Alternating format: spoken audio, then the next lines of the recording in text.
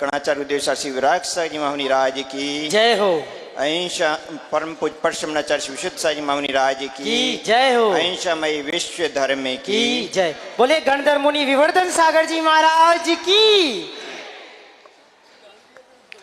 बंधु, जिन्होंने ज्ञान, दर्शन, तप, संयम के संस्कार प्रदान किए, इस मोक्ष मार्ग पर अपना हाथ पकड़ करके आगे बढ़ाया, ऐसे परम पूज्य गुरुदेव गणाचार्य स्वासी विराग साई जी महामुनि राज के चरणों में बारंबार नमन एवं वंदन करता हूँ।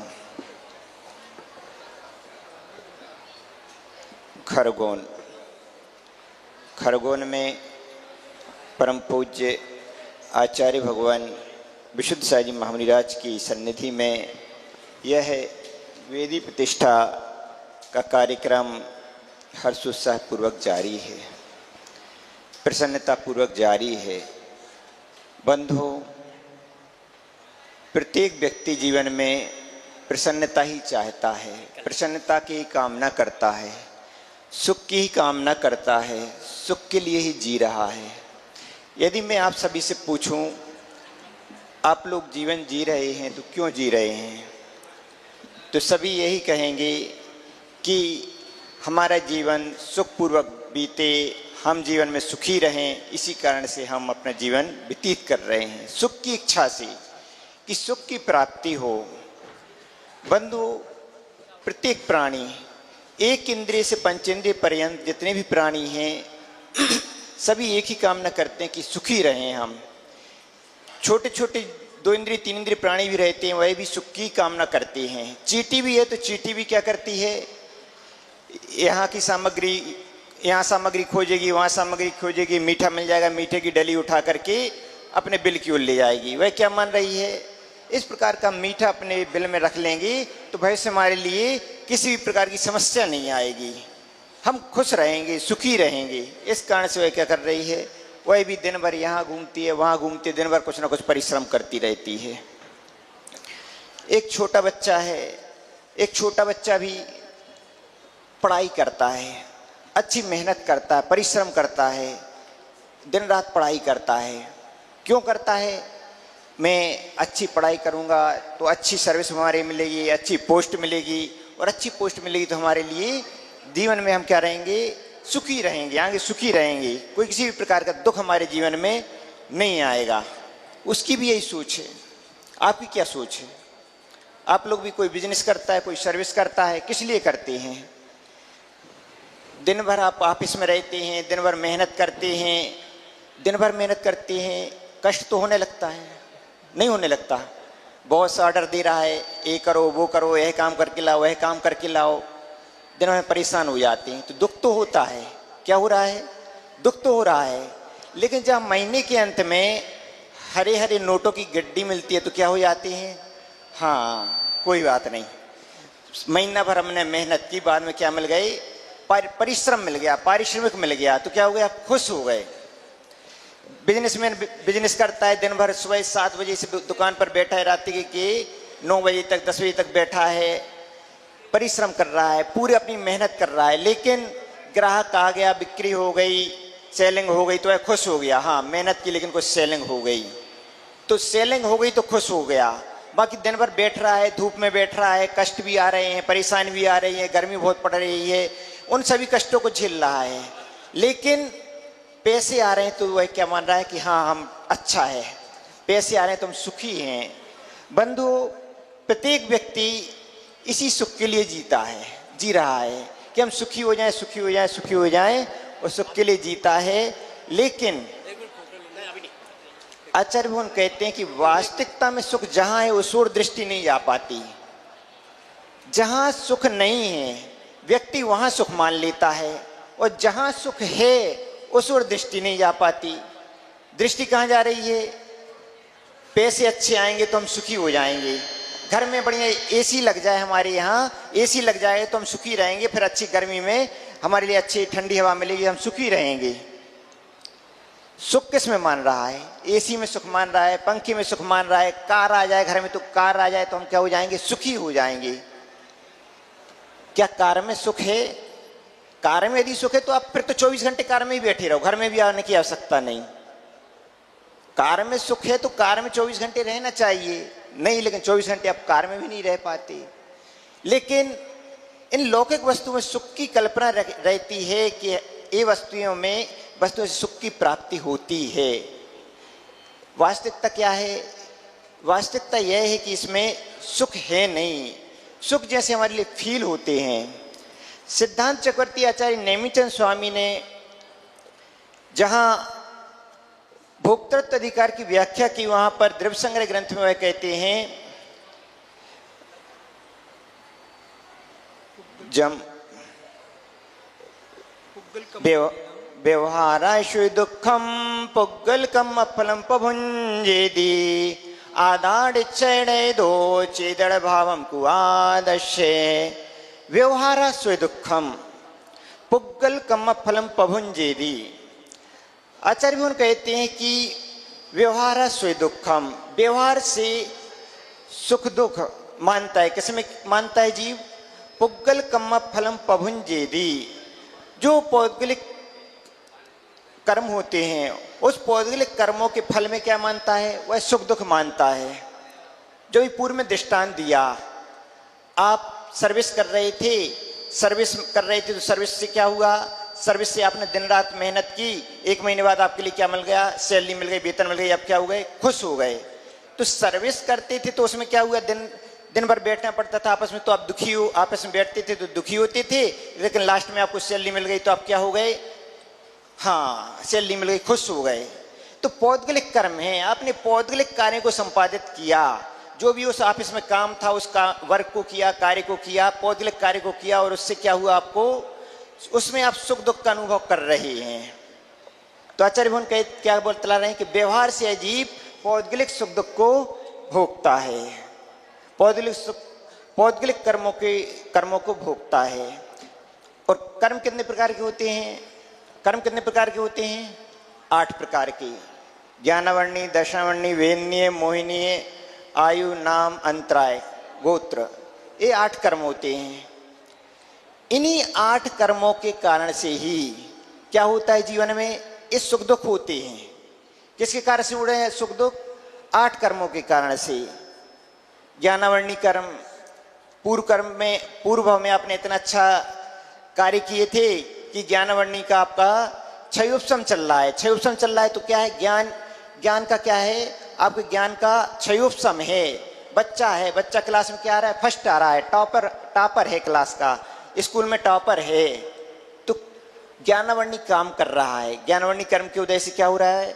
अच्छे से उसके अच्छे मार्क्स मिल रहे हैं, और अच्छी वह थोड़ी मेहनत करता है, थोड़ी मेहनत में अच्छे मार्क्स मिल जाते हैं। दूसरा बच्चा भी उस क्लास में, वह भी दिन रात मेहनत करता है, सब कुछ करता है, लेकिन उसके अंक ज़्यादा अच्छे नहीं आ पाते, थोड़े ही अंक आ पाते हैं, पास ही हो पाता है, मुश्किल से पास हो पाता है। क्या कर रहा है? ज्ञानावर्णी कर्म क्या कर रहा है? काम कर रहा है। तो बंधु, पौद्गलिक कर्म होते हैं वह सुख दुख देते हैं, लेकिन उसमें भी ये जो 8 कर्म होते हैं, क्या होते हैं? 8 कर्म के फल को उसको भोगना पड़ता है। जिसके लिए लाभांतर कर्म का उदय रहता है, वह क्या करता है? मिट्टी उठाता है, और मिट्टी क्या हो जाती है? सोना हो जाती है। और एक व्यक्ति के हाथ में सोना रहता है और क्या हो जाता है? मिट्टी हो जाता है। बहुत मेहनत करता है, दिन भर परिश्रम करता है, लेकिन कितनी इनकम हुई? कितनी सैलरी मिली? 100 रुपये, 200 रुपये, 300 रुपये। और एक व्यक्ति है अपने ऑफिस में बैठा है, एक फ़ोन किया और उसने फ़ोन पर ही उसकी बात हो गई, और मालूम चला यहाँ का माल वहाँ सेलिंग कर दिया। कितने की इनकम हो गई? 1 लाख रुपये उसके अकाउंट में पहुँच गए। बंधु, यही सब क्या होता है? कर्म के फल से यह सब सुख दुख प्राप्त होते हैं। तो आचार्य भगवान कहते हैं, क्या बतला रहे हैं? व्यवहारा सुदुखम कम्म फलम पभुंजेदी। यह जीव व्यवहार से कर्मों के फल को सुख दुख रूप से भोगता है। और व्यवहारा कैसे? व्यवहार से।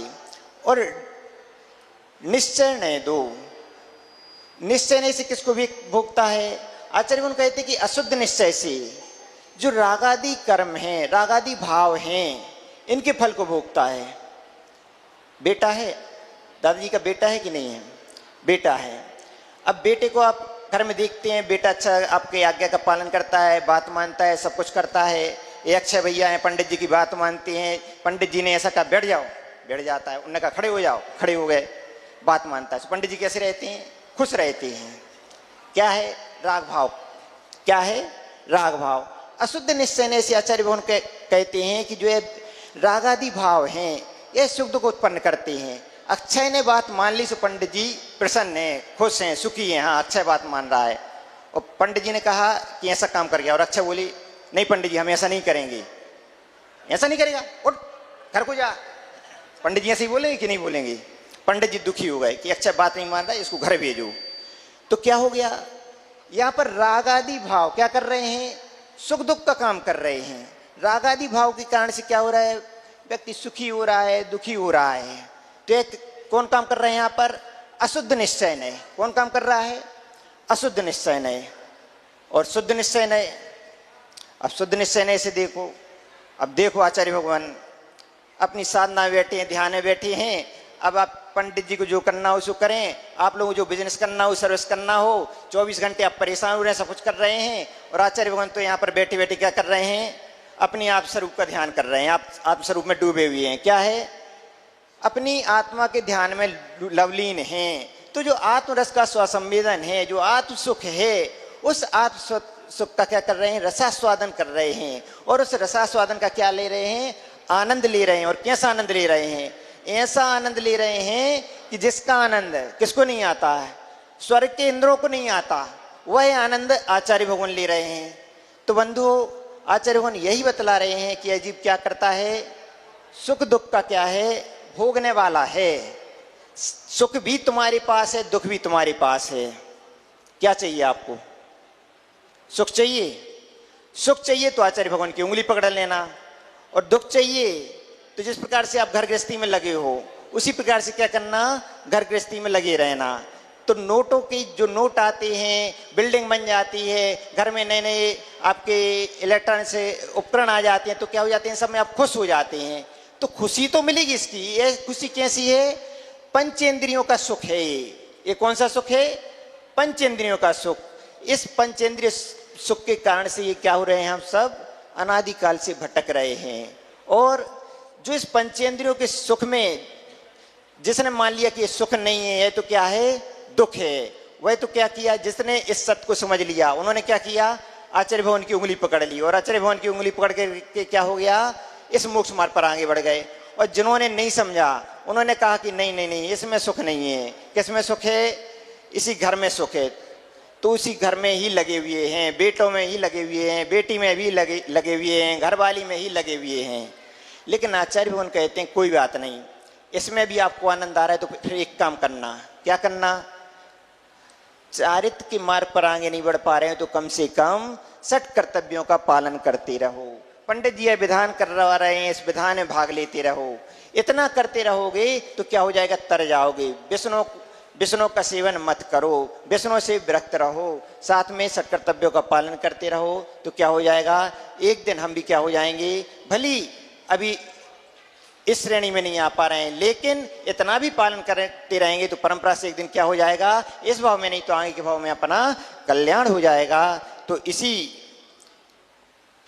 बात को हमें ध्यान रखना है कि किस प्रकार से सुख का सच्चा स्वरूप क्या है, उस सुख के स्वरूप को समझें। सन 2013 में परम पूज्य गुरुदेव गणाचार्य स्वासी ब्राकसा जी महाराज महामनीराज के साथ में खरगोन भी आए थे। परम पूज्य गुरुदेव आए थे कि नहीं आए थे? खरगोन भी आए थे। और छोटा मोटा संघ नहीं आया था। उस समय आचार्य जी के साथ में लगभग 80 पिच्चियाँ थीं।